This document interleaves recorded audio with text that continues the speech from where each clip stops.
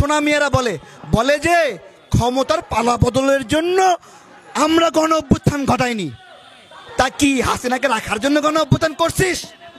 সাজিশ ভাইকে এখন পর্যন্ত 300 বারের উপরে কল হয়েছে আমার নিজের নাম্বার থেকে। উপদেষ্টা হওয়ার পর লম্বা লম্বা ভাষণ, বাংলার জনগণ আগে ইলিশ খাবে, তারপরে যা থাকবে সেটা রপ্তানি করা হবে। অবশেষে সকল চক্রান্ত ফাঁস হতে শুরু করেছে। দেশের জনগণ তাদের ভুল হারে হারে বুঝতে পেরেছে।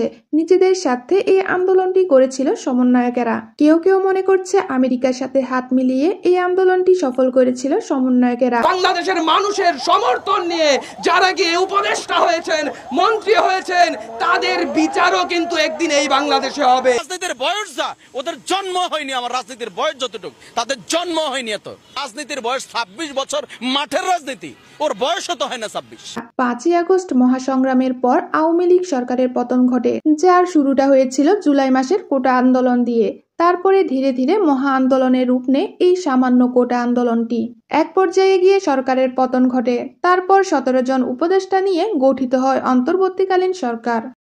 পুরো ঢাকা বিশ্ববিদ্যালয়ে একজন শহীদ হয়নি, অথচ 3 জন উপদেষ্টা হয়ে গেছে, আর 2